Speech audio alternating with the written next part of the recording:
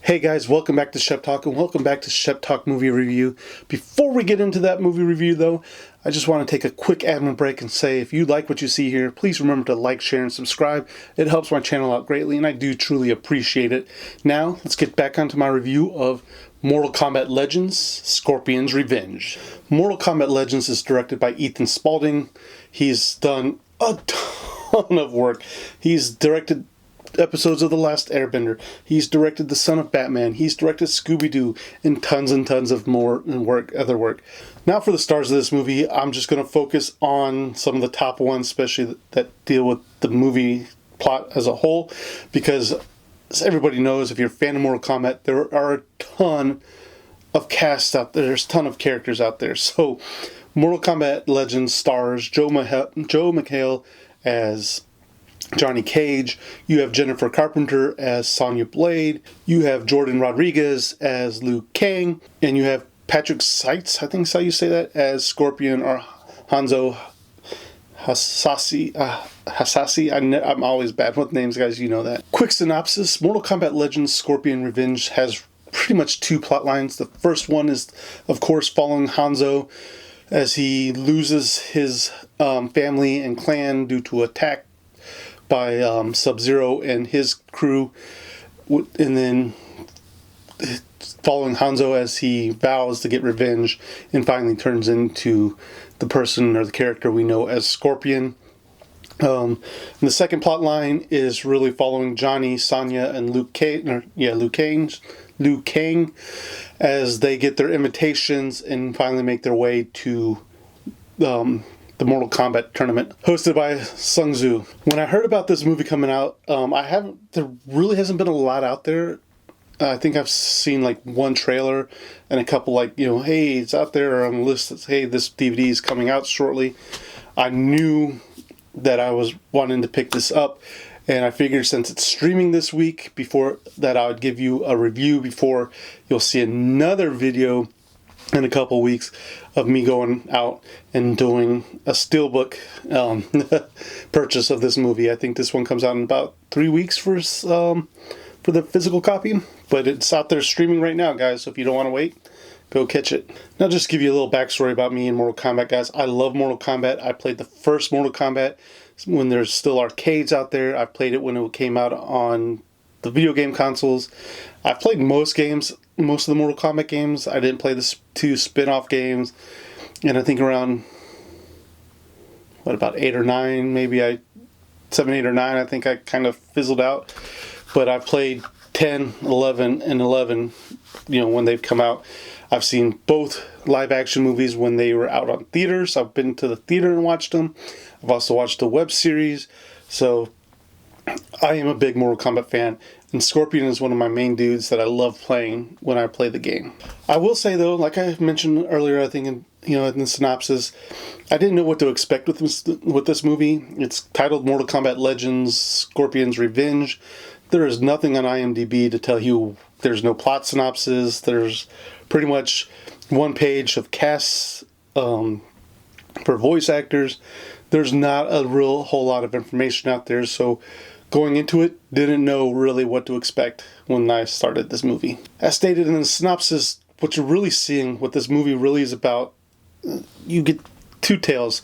You get Hanzo, coming back, finding out that his family and clan have been wiped out, and vowing revenge against the person that caused the wipe out his clan, and his transformation into the being we know as Scorpion.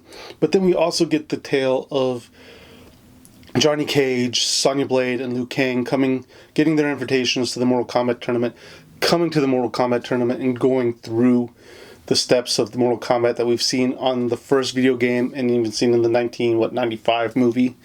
So the backdrop is kind of the same. It's nothing really different, except that now we get to see Scorpion's history a little bit more, because I'm a little fuzzy. I can't remember. It's been a long time since I played Mortal Kombat, the first games, and I can't remember in the subsequent games if they've gone back through the history of Scorpion. We know the history. If you've played the games, you know Scorpion and Sub-Zero have bashed heads repeatedly, and there's some other plot lines in there that I don't want to spoil it too much because I don't know how many people have played Mortal Kombat. I don't know how many people have watched Mortal Kombat. I don't know what you guys' knowledge and history is. I was shocked that this was given an R rating. I was like, holy crap, we're getting our first R-rated Mortal Kombat movie or animated show, because I don't really count the web series, but they were definitely not pulling their punches when this is R-rated. I will say, though, it kind of pulled me out a bit because they would definitely be R-rated. They would show like the brains and the eyes and the bones breaking. But at that point, they kind of went a little cartoony as well, because I think they're trying to tone it down a little bit.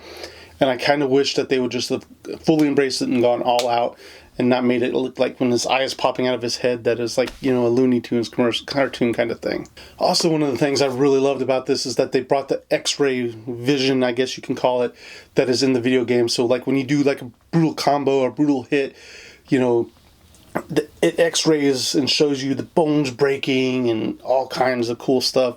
And they incorporated that into the movie, which was really fun to see. I enjoyed it. I felt that was a great homage to the video game. The one thing I will say that I'm kind of sad on, and if it happened, I didn't see it. I wanted the little guy to pop out of the corner and be like, Toasty!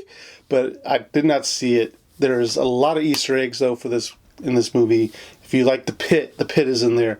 If you like, every fighter is in there. And that leads me to my next segment, too. Goro and Motaro are in this movie, and they give them their due. Especially with Goro, you see why he is the Outworld champion. He is a badass. He's just taking names, or kicking ass, taking names. Motaro, he gets through. He's actually his half man, half minotaur form instead of that ungodly thing that we saw in the movies. So, and then I think even in the video games, I think they even changed them up. I do say my one drawback to that, though, for Motaro is that I wish they would have shown him have more of a one-on-one kind of fight scene. And that's one of my other drawbacks to this movie as well, is that they're giving us, and I get it with that, because this movie is 90 minutes or under 90 minutes, so we're not getting, you don't get a lot of time. And since they kind of went two routes, we don't get to see a lot of fighting. The Mortal Kombat story, we see Liu Kang fight, we see Johnny Cage fight, we see Sonya Blade fight, and we do see Scorpion fight. But really, for those first three, we see them do like one fight, and they get together, and then they're making their way back to the palace. And then, you know, Scorpion goes off and does his own thing because they're really looking for revenge. So I wish they would have picked something like, I kind of wish, since we're calling this Scorpion's Revenge, that we'd have seen more from his point of view. We don't really get to see a lot from his point of view. And once he gets the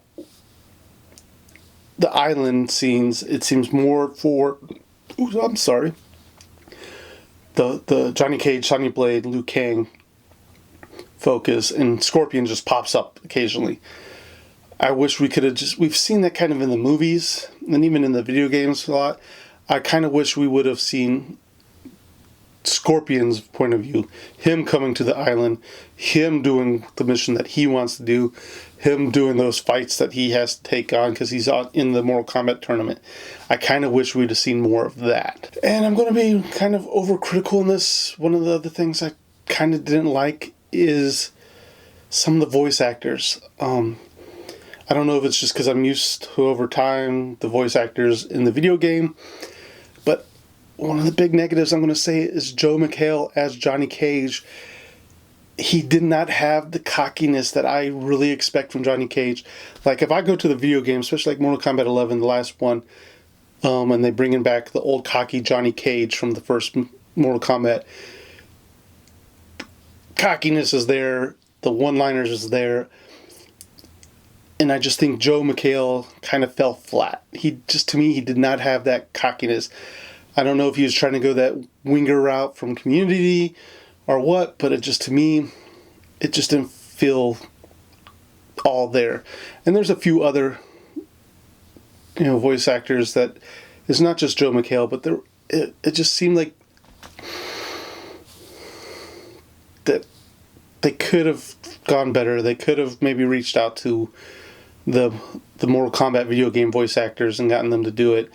I don't know. It just, some of them just felt a little off, just not quite there. And I guess playing the video games for so long, you get used to a certain way that a certain person is speaking, and it just, this one, they went a little too far out left field with it. With that being said, though, guys, Shep Talk is going to give Mortal Kombat Legends Scorpion's Revenge 3 out of 5 Sheps. I think it's really well done. It's an R-rated movie. We get to see our people back in action, and I think it's a good placeholder really for waiting for that the new live action movie to hit next year, hopefully, still, fingers crossed, or to the latest Mortal Kombat, game to drop. And 11 just really dropped last year, and they're still adding DLC content, so I guess there's that. I can go back to playing Mortal Kombat 11 and be happy. But yeah, have you seen Mortal Kombat Legends Scorpion's Revenge yet? Let me know down in the comments down below. If you like what you see here, please remember to hit that subscribe button. It does help my channel out greatly, and I truly appreciate it. If you've liked this video, check out some of these videos here. I'm sure there's going to be another one that you will also enjoy. But guys, that's all I have time for today. So thank you for watching, and I'll see you in the next review.